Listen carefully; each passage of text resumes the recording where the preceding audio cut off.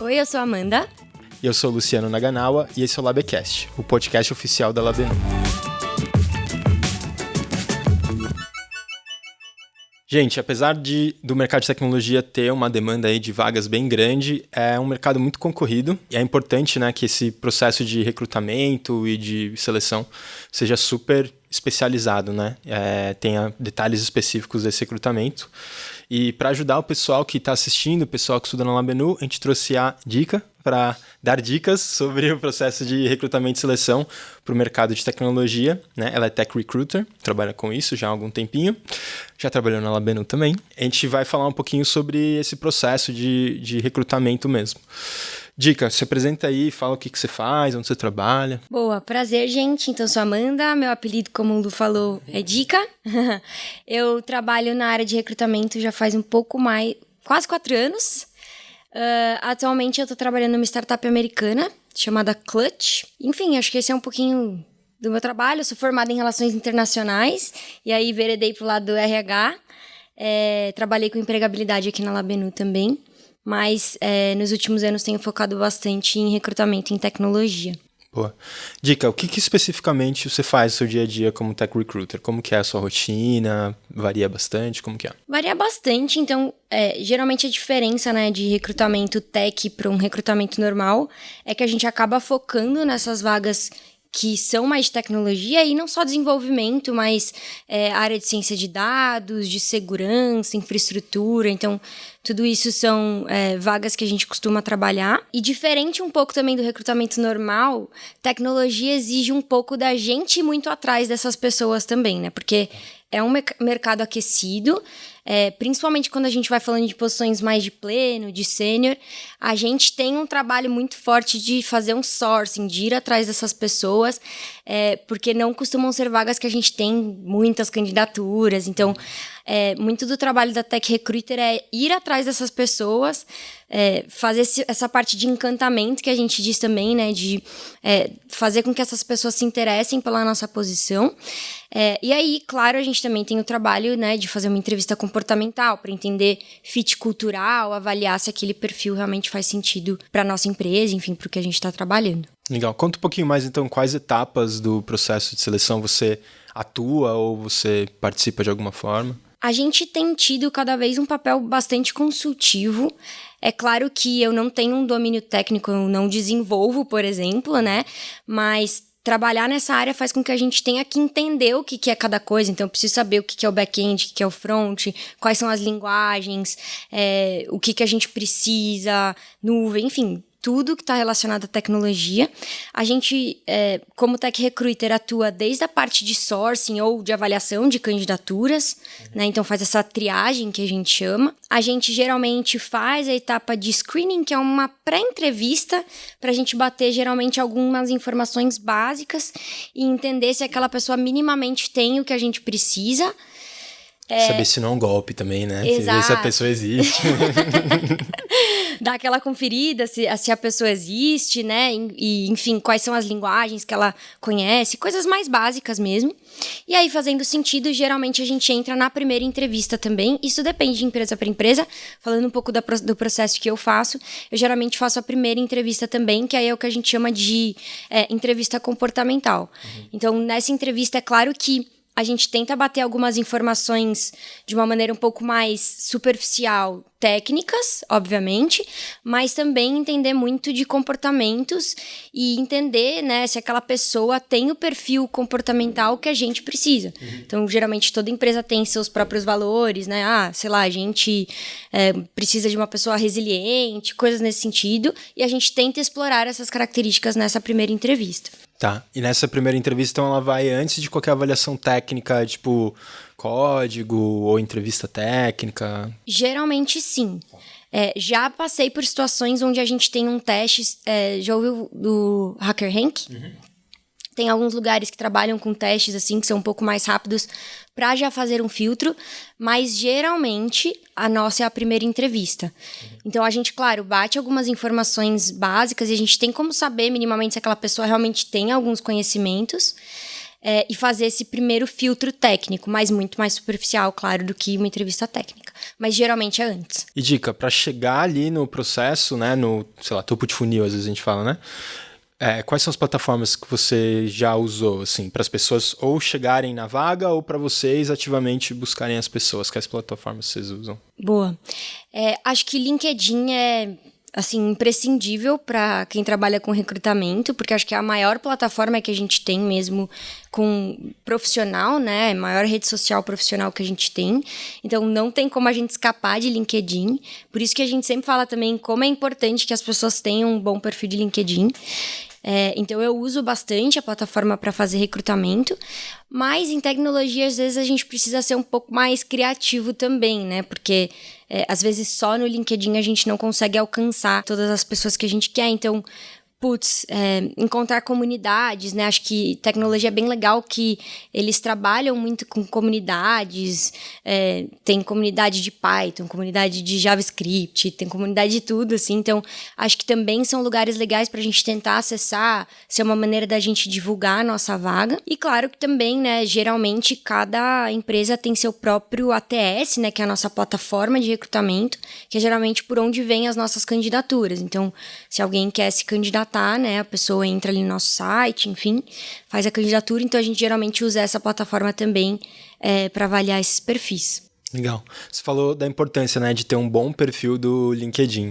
Aqui na Labenu a gente fala bastante sobre isso, tem treinamento específico, tem verificação do perfil, mas você, Dica, especificamente, o que você recomendaria, assim, de LinkedIn para o que você olha no LinkedIn e vê, putz, isso aqui é uma pessoa que eu acho que é interessante, vai dar um destaque em relação às outras, assim? Boa. Acho que tem muitas dicas de LinkedIn, assim, talvez eu traria 3 que eu acho que são principais, assim. Eu acho que a primeira, que é muito importante, é o título que a gente usa ali no LinkedIn. Então, você tem o teu nome, né? E aí, logo abaixo do seu nome, geralmente tem o que você faz e onde você trabalha, alguma coisa assim. Uhum. Ali é muito importante, e aí eu falava até isso pro pessoal da Labenu, que mesmo que você ainda não esteja efetivamente atuando naquilo, é legal que você coloque um título que se refira ao que você quer, ao que você está buscando. Então, por exemplo, eu quero trabalhar com desenvolvimento back-end. Então, coloca isso no teu título, sabe? Dev back-end ou só o back-end, porque aquilo ali ajuda muito quando a gente, enquanto recrutamento, está buscando essas pessoas, essa palavra-chave do teu título conta muito. Uhum. Então, tem gente que coloca em busca de uma recolocação. Tipo, o pessoal de recrutamento, ninguém vai lá escrever, né, em busca Quero encontrar alguém que está buscando a recolocação. Exato, a gente vai colocar as palavras-chave da vaga que a gente está buscando. Então, acho que o título é uma coisa muito importante de você sempre deixar ali com o que você está buscando, né, o cargo que você está buscando. Outra dica que eu acho muito importante é, separa um tempo para fazer o seu resumo, assim, porque, pelo menos eu, quando eu tô olhando um perfil do LinkedIn, é a primeira coisa que eu bato o olho, assim. Uhum. Então, evita fazer também um textão de 7 parágrafos ali, porque provavelmente a pessoa... Imagina, recrutamento tá vendo milhares de perfis por dia, né? A gente tem que fazer um filtro. Eu acho que é legal você fazer um resumo ali de, no máximo, 3 parágrafos. Tentar separar, né, em cada parágrafo. Então, no começo você pode contar um pouco... sou formado em tal coisa, atualmente estudando tal coisa. Um outro parágrafo fazendo um resumo super rápido sobre as suas principais experiências. Uhum. E uma coisa que é muito importante usem palavras-chave. Então, se você está estudando desenvolvimento em JavaScript, você não pode ter um LinkedIn que você não escreve que você conhece não aparece JavaScript. A palavra JavaScript. Exato. Uhum. Porque, por exemplo, vaga de desenvolvimento... a gente não vai olhar só... Geralmente, a gente tem alguma linguagem que a gente trabalha, né? Por exemplo, lá no meu trabalho, a gente usa muito TypeScript, né? E, consequentemente, um pouco ali do JavaScript. A gente, quando vai fazer pesquisa, a gente já busca por essas palavras-chave, porque muitas vezes a gente precisa de pessoas que tenham conhecimento não só em desenvolvimento, mas na linguagem que a gente trabalha ou alguma similar à que a gente trabalha. Então, não dá para você ter um resumo ou um LinkedIn inteiro. E isso eu vejo muito, assim, sabe? Gente que não coloca nada. Não coloca resumo, não coloca resumo das experiências. E aí você não sabe com que linguagem a pessoa trabalha, quais são os tipos de ferramentas, de frameworks, de nada. Então, coloca isso já no teu resumo, assim, quais são os frameworks que você trabalha além da linguagem, se você tem conhecimento em nuvem, em quais, tipo, conheço a AWS, Azure, enfim, coisas nesse sentido. Então, isso é muito importante. E uma coisa que particularmente eu acho que faz diferença também é você colocar um mínimo resumo ali, então, de cada última experiência que você teve. Então, tem gente que coloca só, vamos supor, dev na Labenu. Mas o que você faz? Em qual área você atua? Então, você colocar um pequeno resumo ali das principais responsabilidades que você teve em cada uma das suas passagens profissionais ajuda a gente a também já ir montando o teu perfil, quais são as suas expertises. E eu sempre falo, às vezes, mesmo que você tenha um background que não seja tanto em tecnologia, coloca esse resumo. Sempre pode ter alguma coisa que pode ser legal e interessante pra gente, assim, sabe? Falando muito, mas porque eu lembrei de um exemplo até de uma aluna da Labenu, que ela veio de uma área de biologia e ela conseguiu um trabalho numa health tech. E justamente esse background que ela tinha em biologia, que teoricamente não teria nada a ver com tecnologia, né?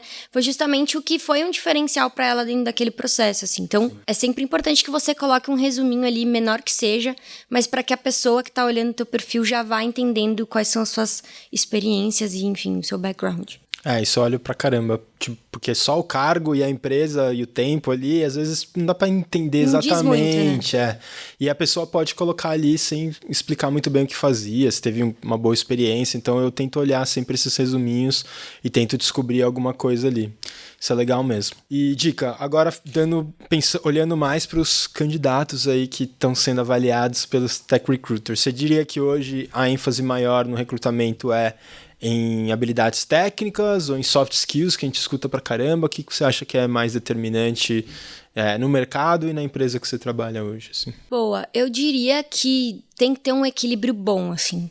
Não adianta a pessoa ser incrível tecnicamente, né, e não ter soft skills que a gente precisa. A gente brinca, né? Geralmente é até mais fácil a gente desenvolver habilidades técnicas, né, daquela pessoa do que às vezes, habilidades comportamentais, dependendo do que é. Mas é claro que a gente não pode ser hipócrita, né? Em vagas técnicas, o técnico ele também é importante. Isso depende bastante do nível da vaga que a gente está falando. Então, quando a gente fala de vagas um pouco mais júniors, a gente geralmente tem um espaço maior para a pessoa desenvolver essa parte técnica, e aí soft skills conta muito. Mas é claro que conforme mais sênior a vaga, mais importante também se torna o requisito técnico. Mas eu diria que hoje é muito equilibrado, assim, sabe? Não dá para você ter ótimas soft skills, mas não ter nenhum conhecimento técnico.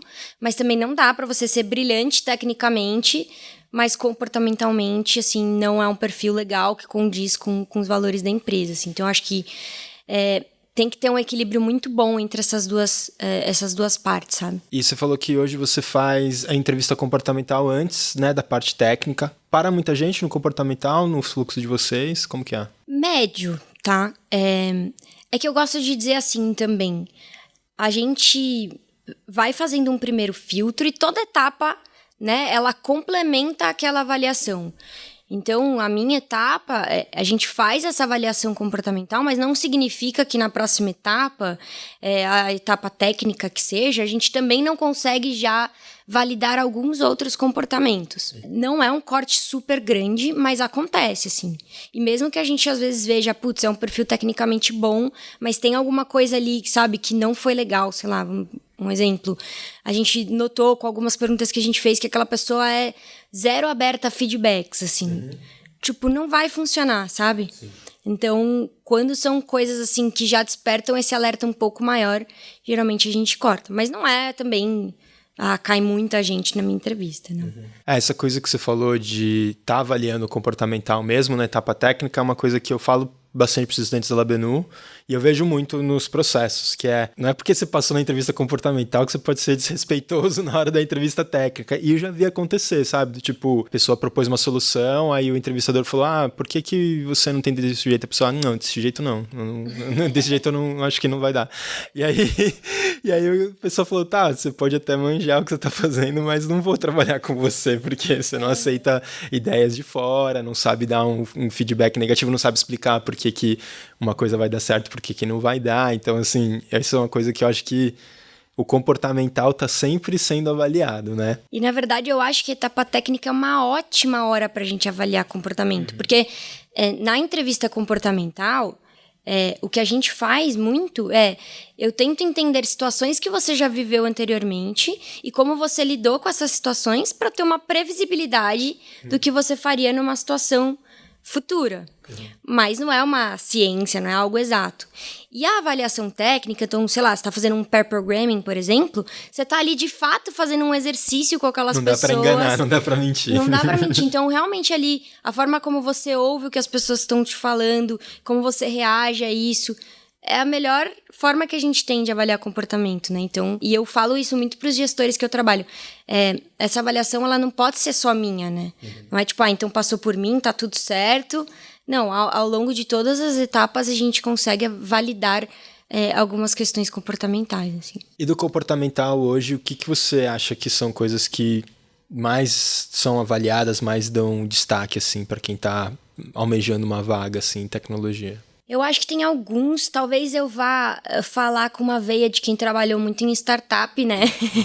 Mas eu acho que, resiliência é muito a bola da vez, assim, né? Principalmente, enfim, vocês sabem aqui, ambiente de startup é um ambiente muito dinâmico, né? Então, a gente, muitas vezes vai estar indo num caminho, a gente vai olhar e vai falar, isso aqui não vai mais funcionar, vamos para outro, vamos tentar uma coisa diferente. Então, a gente tem muitas mudanças, muitos redirecionamentos, né, de rota.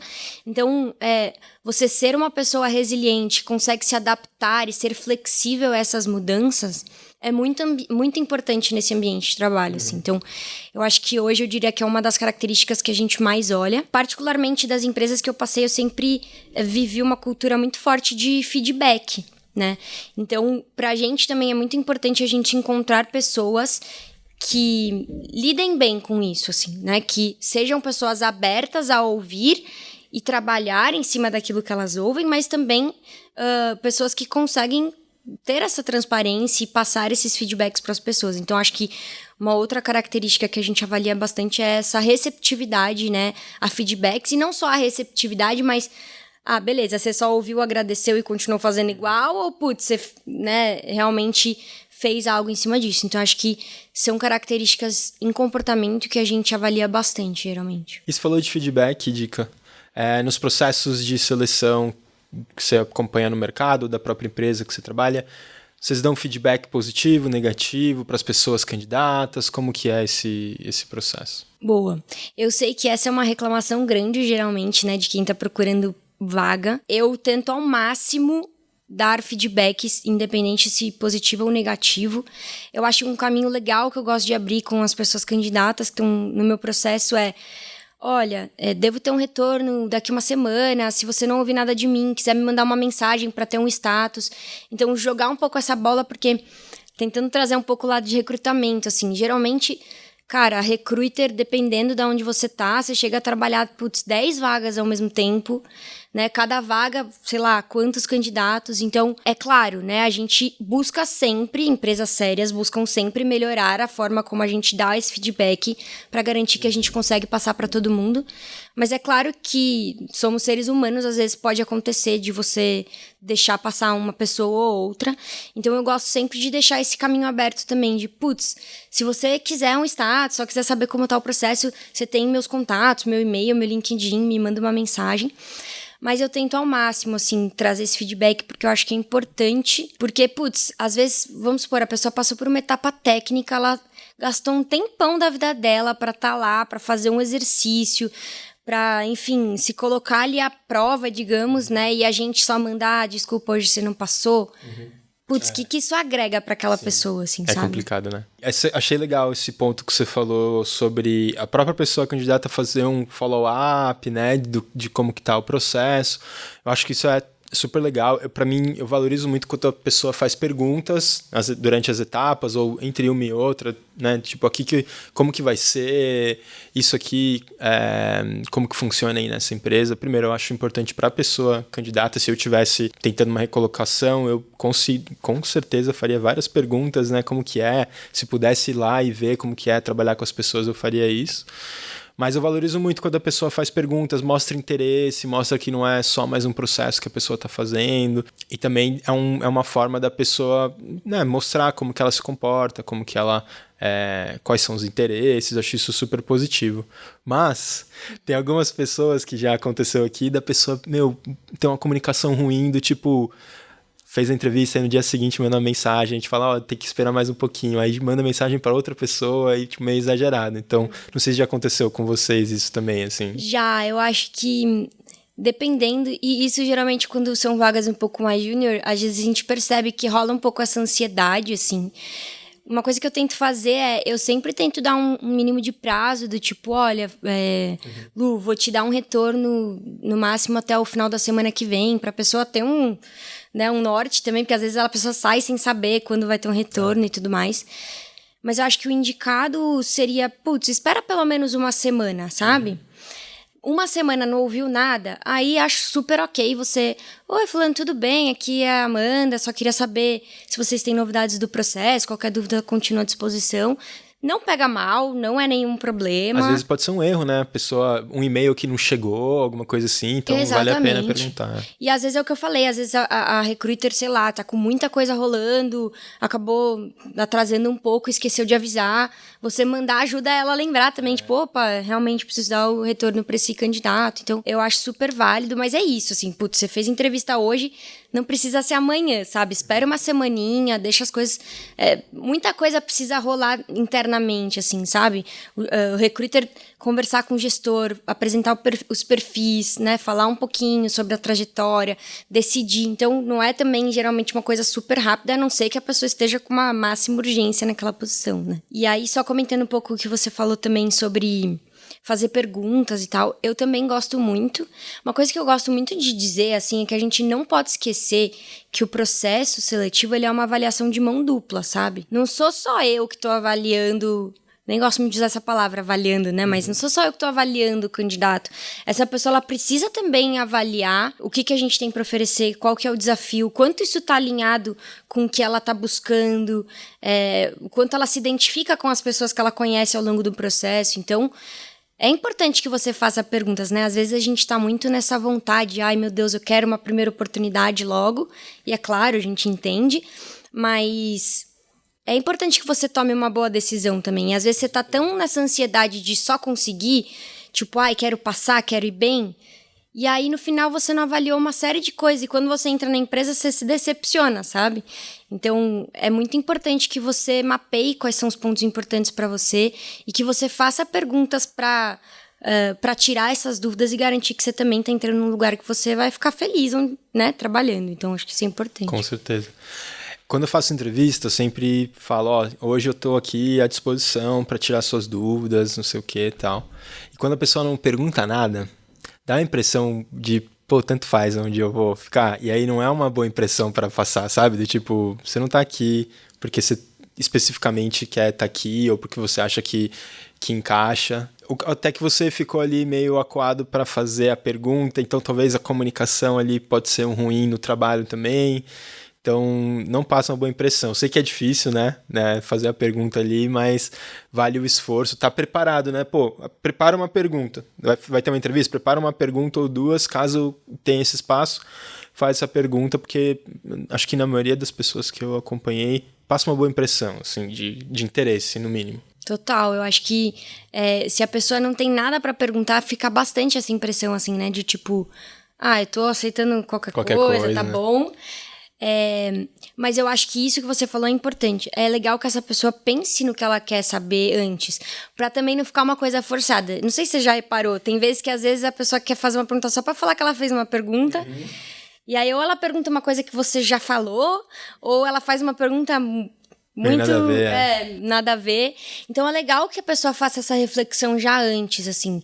Então, e aí o que é importante? Pesquisa sobre essa empresa, que é o mínimo, assim, né? Pesquisa sobre essa empresa que você vai fazer a entrevista, o que eles fazem e etc. Porque isso já vai te ajudar a pensar em algumas perguntas que realmente fazem sentido, assim, pra você, obviamente, mas também de você questionar ali na hora. Então é importante fazer esse exercício antes, sabe? Já aconteceu alguma coisa engraçada, Dica, em entrevista, processo de seleção com você? Alguma coisa inusitada? Não sei se super inusitada. Acho que uma coisa engraçada agora que a gente tá vivendo esse mundo home office são bichinhos em entrevistas, né?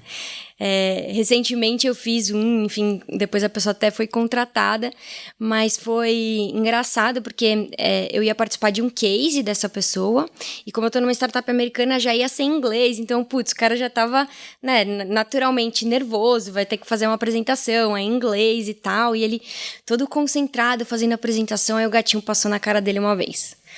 Aí ele, ai, gente, desculpa, né? Continuou, aí o gatinho passou.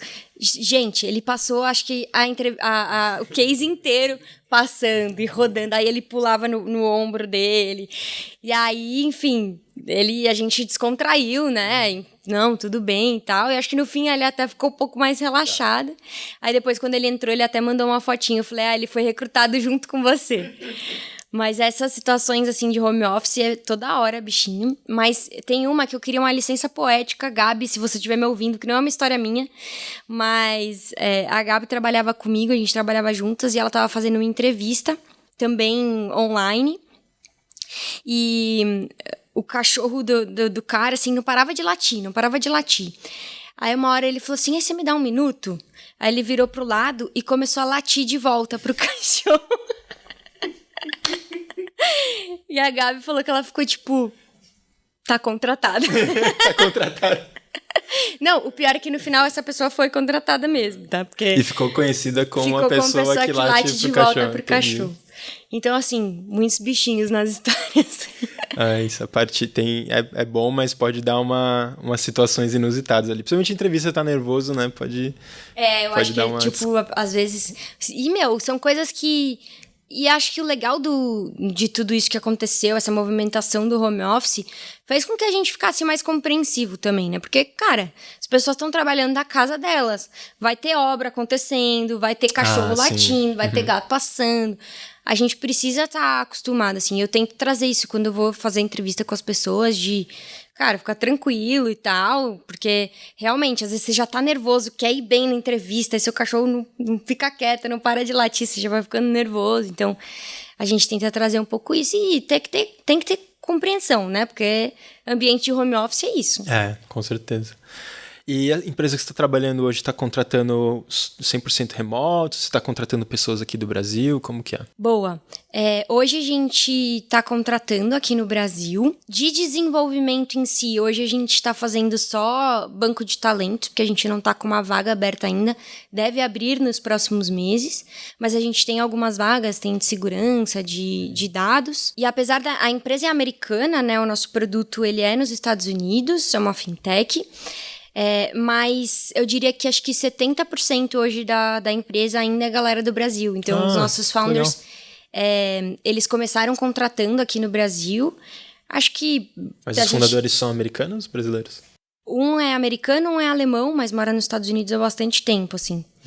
E é legal porque acho que quando eles resolveram, né, começar a contratar para a Clutch, eles enxergaram o mercado brasileiro como um mercado que tem... pessoas muito qualificadas na área de tecnologia, né? E aqui eles conseguiriam ter uma vantagem competitiva, enfim, né? De pagar em dólar aqui no Brasil. Então, a gente vê um pouco disso. Mas eu posso passar o site, assim, pra galera que quiser já colocar o currículo ali no nosso banco de talentos. É www.withclutch.com. Então, withclutch.com. E aí lá vocês conseguem ver direitinho quais são as vagas que a gente tem em aberto, um pouquinho mais do que a gente faz também. E se inscrever se vocês gostarem. A gente coloca o link na descrição, aí vai ficar facinho por favor, pra conseguir. Se candidatar. Tá concorrido, tá difícil fechar as vagas, dica. Cara, a gente tá com uma de segurança especialmente que... O que precisa para trabalhar com segurança? É a experiência prévia? Vocês contratam aqueles hackers do bem que encontram os bugs e... Eu adoro esse termo, hacker do bem. Como se hacker fosse do mal e aí tem os do bem, né? Não, isso é muito bom. Eu acho que a questão é que essa vaga de segurança em específico que a gente está trabalhando é uma vaga que ela é bem sênior, assim. E ela seria a primeira pessoa mais focada só em segurança. Então, ela precisaria meio que ser um purple team em uma pessoa ali, né? Então, ela precisa ter tanto esse conhecimento dessa parte de segurança ofensiva, mas também da parte de blue team ali, né? Mais de segurança, enfim, geral, assim. Então, acho que essa é a dificuldade, assim, você encontrar essa pessoa que tem todas as características. E a gente tem um desafio também, que acho que por ser uma startup americana, a gente acaba precisando que essas pessoas tenham um conhecimento de inglês. Você não precisa falar inglês fluente, mas precisa ter um conhecimento que você consiga ali, se comunicar com um dos founders, que são pessoas que acabam estando bastante no nosso dia a dia. Os nossos clientes, né, do software que a gente trabalha, são todos americanos, então a pessoa precisa ter um mínimo ali de conhecimento. Então, isso às vezes acaba sendo uma dificuldade pra gente, assim, no recrutamento também. E para uma fintech, né, a parte de regulação e lidar com o dinheiro das pessoas, segurança é extremamente importante. Então, tem um ponto a mais aí de rigor nessa contratação. Eu entendo que deve estar bem difícil aí. Gente, se vocês estiverem ouvindo aí, ou conhecerem alguém, por favor, já manda no site aí, fala com a dica. Ou fala com a dica direto no LinkedIn. Fala com a dica direto no LinkedIn. Muito legal. E eu estava perguntando do remoto, então na Clutch vocês estão contratando remoto, o que você está vendo de mercado assim, de tecnologia? A minha percepção é que por ter muitas opções de trabalho remoto, seja aqui dentro, seja para fora do Brasil, acaba que os candidatos eles dão preferência para as vagas remotas e as empresas meio acabam sendo forçadas assim, um pouco a aceitar o trabalho remoto. O que você... Total. Eu acho Se falar assim, para alguém presencial, já perdeu essa pessoa. Para vocês terem ideia, assim, eu vejo empresas que estão tendo movimentações de algumas áreas para o híbrido, mas mantendo tecnologia no remoto, assim. Já ouvi também. Porque realmente, assim, as pessoas, principalmente da área de tecnologia, que eu acho que é uma área que funciona muito bem no home office, assim, sabe? É claro que tem interações ali que fazem diferença se você encontra a pessoa pessoalmente e tudo mais, mas geralmente são áreas que, cara, às vezes você vai pro escritório pra ficar olhando pro computador, fazendo a mesma coisa que você faria na tua casa, assim, sabe? Então, eu acho que o mercado tem percebido isso e acho que a pandemia pode provar um pouco pra gente que o home office, ele funciona muito bem também, né? Então, eu acho que a grande movimentação que eu vejo, assim, são empresas no modelo remoto. Algumas têm adotado esse híbrido, né? Mas eu tenho notado, assim, vira e mexe, eu abordo um candidato, a pessoa já pergunta, essa vaga é 100% remota? Então, primeira coisa já... eu sinto que as pessoas têm dado essa prioridade para vagas remotas. E isso amplia muito também a nossa possibilidade, né? Porque antes a gente tinha que se fechar...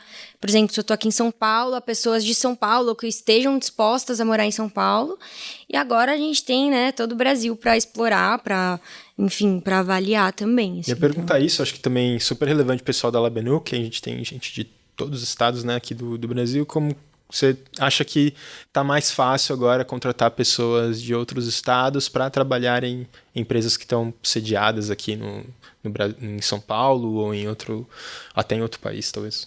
Muito mais fácil, e eu acho que, assim, o Sul tem polos de tecnologia muito legais, Nordeste, né, também, até o Norte, então, isso ampliou muito as nossas possibilidades e acho que esse trabalho remoto tem permitido com que essas pessoas também consigam ter acesso a essas grandes empresas de São Paulo, né, da metrópole ali, digamos assim, sem ter que se mudar, enfim, sair das suas casas, assim. Então, eu acho que isso tem acontecido muito, esse movimento, e vejo isso, assim, agora que eu tô indo um pouco mais nesse mercado, né, Estados Unidos e tal, que isso tem acontecido muito também, assim, a gente tem visto um movimento relativamente considerável, assim, de empresas estrangeiras, não só Estados Unidos, mas algumas da Europa também, que estão fazendo essas contratações remotas no Brasil, assim, sabe? Então, eu vejo que isso tem expandido muito as possibilidades, assim. Como que é a contratação para Clutch, assim?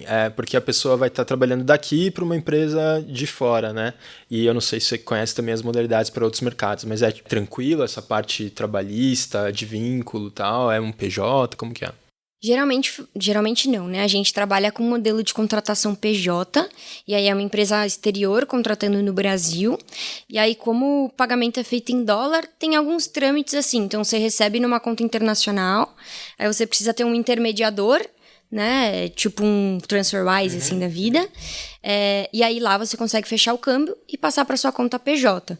E aí, claro, geralmente a gente indica que as pessoas tenham uma contabilidade, a não ser que você manje bastante já, trabalhe com PJ, para ela te ajudar com essa parte de pagamento dos impostos, enfim, toda essa parte um pouquinho mais burocrática.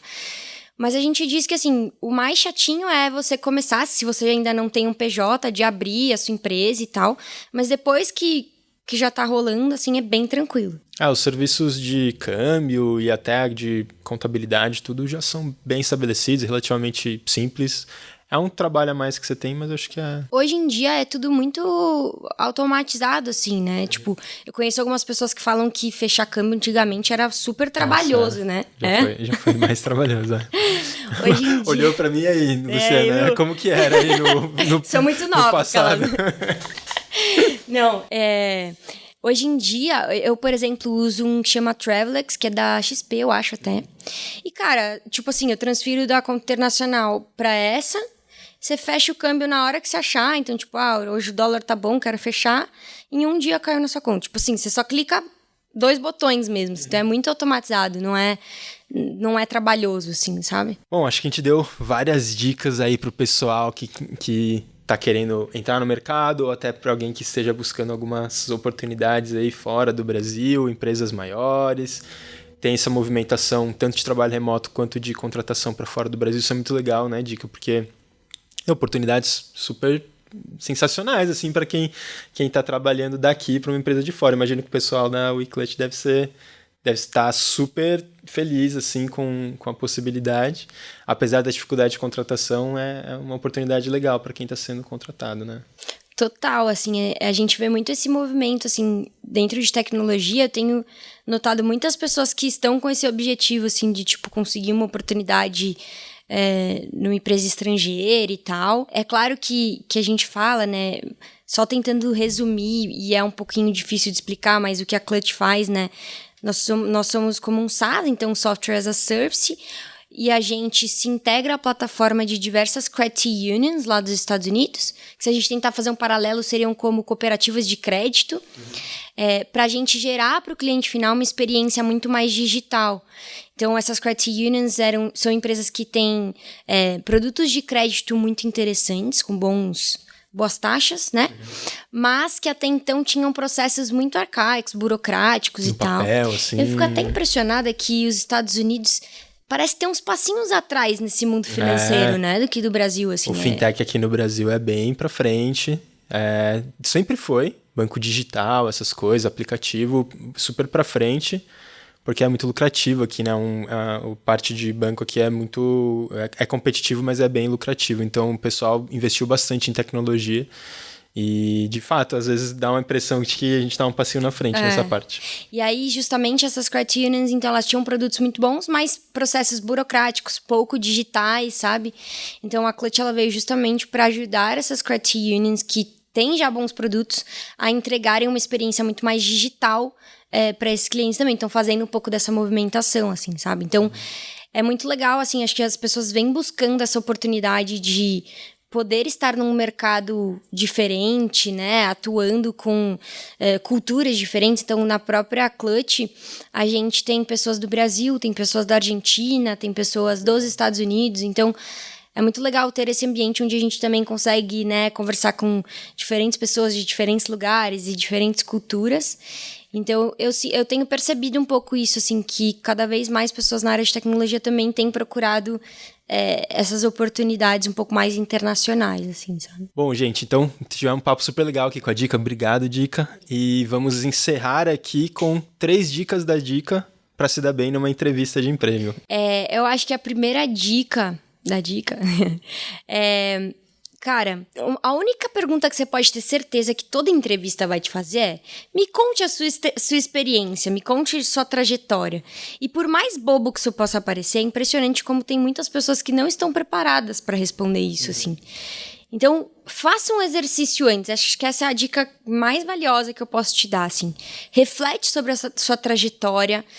Se você é mais visual, coloca num papel, assim, uma linha cronológica, quais foram as suas principais experiências, seus principais aprendizados em cada uma dessas experiências, e treina um discurso que tenha uma linha cronológica, sabe? Uma coisa que eu vejo que...